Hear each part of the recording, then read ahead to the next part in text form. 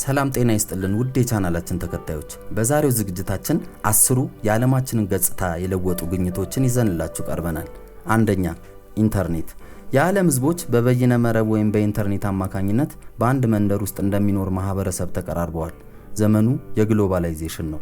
መውጣት መግባታችን፣ ኢኮኖሚና ፖለቲካችን፣ ጦርነትና ሰላማችን ሳይቀር ከኢንተርኔት አሊያም ከመረጃ መረቦች ጋር የተሳሰረ ሆኗል። ይህ ዘመናዊ ዓለም እንዲፈጠር ደግሞ ከፍተኛ የቴክኖሎጂ ሊቃውንት ጉልህ አስተዋጽኦን አበርክተዋል። ኢንተርኔት የሚለው ቃል በየዕለቱ በቢሊዮን ህዝቦች አንደበት ይገለጻል። ይህንን የኢንተርኔት ቴክኖሎጂን በመፈልሰፍ ለመጀመሪያ ጊዜ ለዓለም ህዝብ ያበረከቱት የሳይንስ ሊቃውንት ደግሞ ሮበርት ካህን እና ቪንት ሰርፍ ይባላሉ። ሁለተኛ፣ ኮምፒውተር። የኮምፒውተር ግኝት አስደናቂ ነው። የመጀመሪያው ጥንታዊ ኮምፒውተር ተጠናቆ ለዓለም ህዝብ አገልግሎት ለመብቃት በርካታ ውጣ ውረዶችን አልፏል። ይህ የፈጠራ ልፋት እንደ አውሮፓውያን አቆጣጠር ከ1833 እስከ 1871 ማለትም 40 ዓመታትን ፈጅቷል። እጅግ አድካሚ ምርምርን የጠየቀው የኮምፒውተር ግኝት እውን የሆነው በእንግሊዛዊ ሁለገብ የእውቀት ባለቤት በሂሳብ ሊቁ ፈላስፋውና ሜካኒካል ኢንጂነር በሆነው በቻርልስ ባቤጅ ነው። ይህ የቴክኖሎጂ ሊቅ በዓለም ቀዳሚውን የዲጂታል ፕሮግራም ኮምፒውተርን ለዓለም አበርክቷል። ይህ በለንደን የሳይንስ ሙዚየም ውስጥ በቅርስነት የተመዘገበው ቀዳሚ ኮምፒውተር 2.1 ሜትር ርዝመትና 5 ቶን ክብደት ነበረው። ይህንን 5000 ኪሎ ግራም ክብደት የነበረውን ኮምፒውተር ከቦታ ወደ ቦታ ለማዘዋወር አነስተኛ ጀልባዎች ወይም ግዙፍ መኪናዎች ከማስፈለጋቸው ባሻገር በውስጡ የነበረው ኢንጂንና ማቀዝቀዣ ከፍተኛ የኃይል ፍጆታ ነበረው። ሶስተኛ፣ ቴሌቪዥን። በርካታ ሰዎች በሳሎን ቤታቸው ከሚገኙት ዕቃዎች በቀዳሚነት የሚጠቅሱት ምናልባት ቴሌቪዥንን ሊሆን ይችላል። በአንዳች ቦታ የተከሰተ እንቅስቃሴን በምስልና ድምፅ አቀናጅቶ በሰዎች ቤት ውስጥ ማዳረስ ይህ ግኝት የዓለምን ገጽታ የለወጠ አስገራሚ ፈጠራ ሆኗል። በአሜሪካ የሚከወን ሁነትን በቀጥታ ባህር ማዶን ተሻግሮ በሺዎች የሚቆጠሩ ኪሎሜትሮች የሚርቅ ኢትዮጵያዊ በቤቱ ሶፋ ላይ ተቀምጦ አድማጭና ተመልካች እንዲሆን ማድረግ አስደናቂ ቴክኖሎጂ ነው።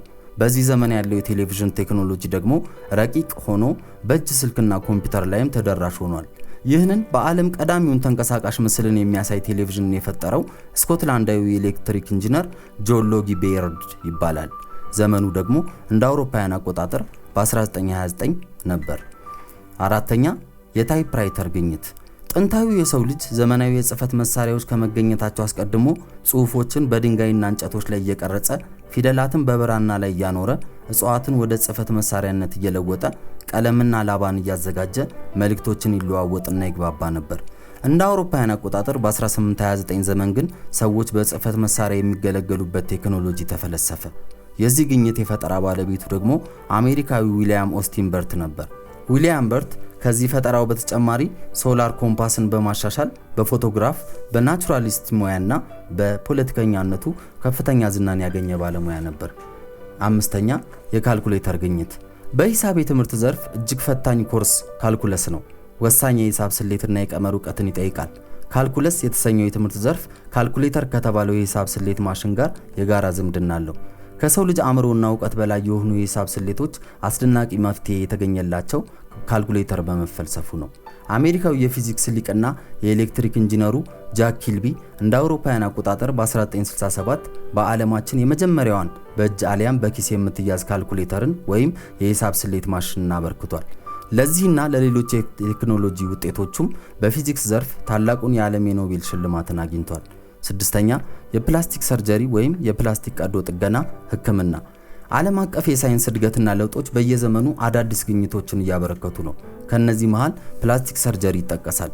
በዚህ ሕክምና ዘርፍ ከሰው ልጅ የሰውነት አካላትና ቆዳ ጋር በእጅጉ ተቀራራቢ የሆኑ የፕላስቲክ ግብዓቶች በውስብስብ የሕክምና መሳሪያዎች እየታገዙ ጥንቃቄ የተሞላባቸው የሕክምና ተግባራትን በሚያከናውኑ በዘርፉ የሕክምና ባለሙያዎች ይከናወናሉ።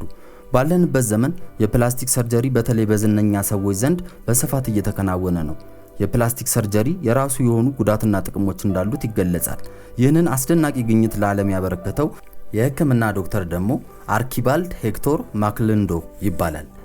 በኒውዚላንድ የተወለደው ዶክተር አርኪባልድ በሮያል አየር ኃይል ውስጥ ሲያገለግል የነበረ ሲሆን በሁለተኛው የዓለም ጦርነት ወቅት በውጊያ ላይ በጽኑ ቆስሎ ሰውነቱ የተቃጠለ የጄት መካኒክ ባለሙያን በፕላስቲክ ሰርጀሪ በማከም ጉዳት የደረሰበትን አካል የቀድሞ ገጽታ እንዲይዝና እንዲድን አድርጎታል።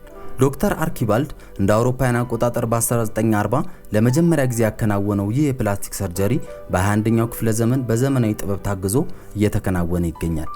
ሰባተኛ የካሜራ ወይም ፎቶግራፍ ግኝት።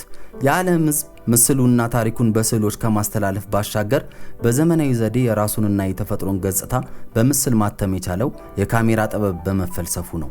እንደ አውሮፓውያን አቆጣጠር በ1988 አሜሪካዊው ጆርጅ ኢስትማን ካሜራ የተሰኘ የፈጠራ ግኝቱን ለዓለም በማበርከት አግራሞትን ፈጠረ።